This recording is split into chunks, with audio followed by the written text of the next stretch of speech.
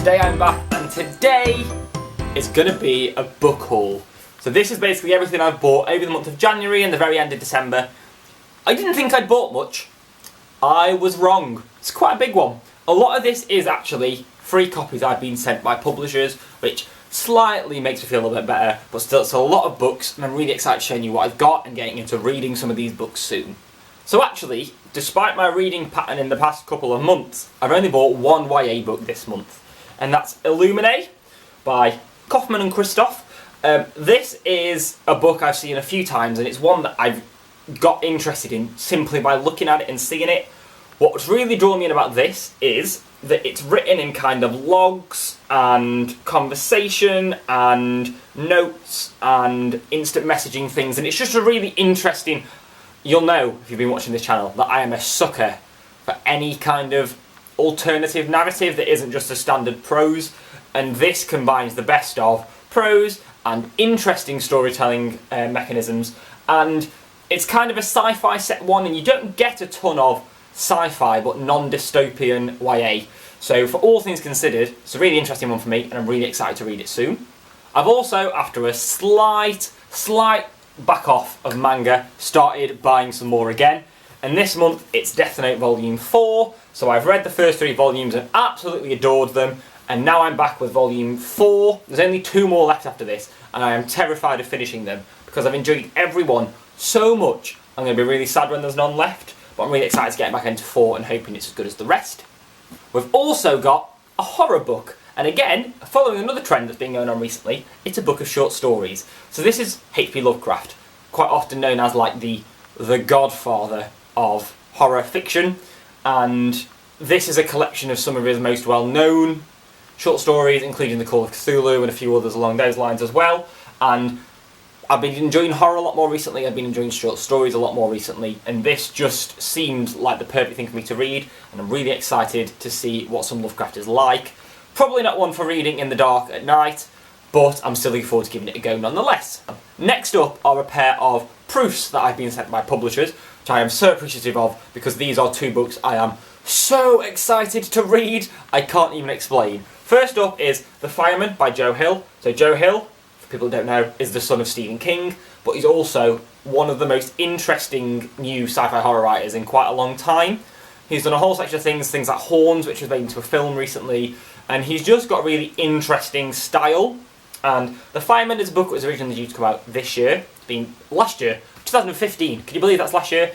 But it's been pushed back to this year, and it's just a really interesting sci-fi book, essentially. I don't know a ton about the actual plot. It's not due out till June, so I'm quite lucky to have got one so in advance. But I'm really excited about giving it a read. Never read any Joe Hill before, but heard a ton of good stuff, and it's one I think will be absolutely brilliant.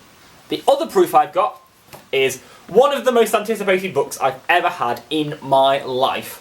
Morning Star by Pierce Brown. So anyone that's watched any other video on this channel has probably seen me talk about Red Rising or Golden Sun. They are 2 of my favourite books in the past few years, and I am so excited to read the culmination of the trilogy, which is Morning Star.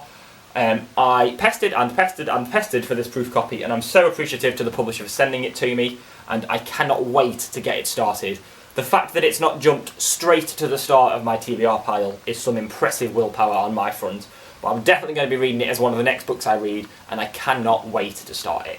The next one is a completely different kind of book for me. I am quite a big fan of standard fiction, non-fiction. I don't do much in terms of kind of referencey coffee table books, but I could not resist The Art of Star Wars: Force Awakens. So I loved the film, and I absolutely adored it, and this came into work a couple of days after the film was released, after I'd seen it, and flicking through it is just the most gorgeous book. I'm hopefully going to do a video just focusing solely on this at some point to show you all through it a little bit, but it's one, it combines a really good mixture of illustrations and text and context, and I'm really excited to give it a read and flick through and learn so much more about the film, which I've really enjoyed. It's a gorgeous book. I've never bought anything like this before, but I'm looking forward to giving it a go. Now, it wouldn't be right if I didn't have some non-fiction in my book haul, and typical, it's probably my biggest genre again. There's 3 non-fictions I've bought in the past month or so, and they're all really different. The first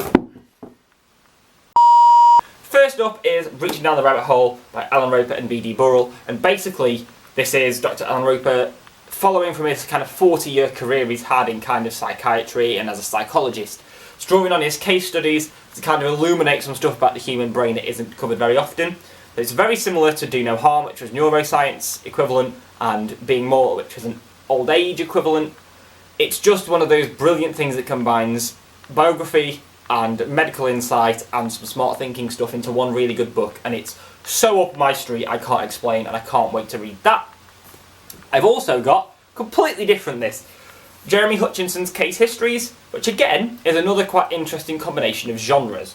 So this is basically the collection of Jeremy Hutchinson's cases from over the past 50 years. He was quite a high-profile lawyer involved in a lot of high-profile trials, and basically it goes through a selection of his most famous trials and kind of tells a story of the trial, but also of what that signified for wider British culture and history at the time.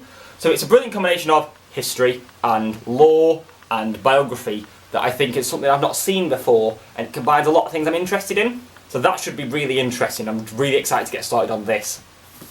The last one is another complete diversion for me. It's the 48 Laws of Power. So I've been advised this by a few people. My dad's read this and always said it's something quite interesting, and decided to try a couple of new genres, and this kind of is like a businessy, self-helpy kind of book, which I've never really touched on in the past. And basically it's got 48 laws about what power is, how to wield it, the significance of it. And it basically gives you the law, gives an example from history of when someone followed the law, an example of history of when someone didn't follow the law, as kind of evidence for why it's a good thing. And it's a really fascinating concept, again combining history and some smart thinking and some self-help. And I eyed it up a few times, decided to give it a go and try this new genre, and I think it's a great combination of things I enjoy, and it should be quite good to read as well. So there we are, that's my book haul for January and December. So many books again, I'm never going to keep reading everything I've got if I keep buying at this rate. I need to slow down. But, well, who can blame me? There's a lot of good books out there. As always, if you've enjoyed this, please leave a like and subscribe. If you've got any suggestions for books I should buy that are coming out in the next few months, or older things that you think I'd like based on what I've said, please comment down below, it's super appreciated. And other than that, thank you so much for watching, and I'll be back in the next few days with my next video.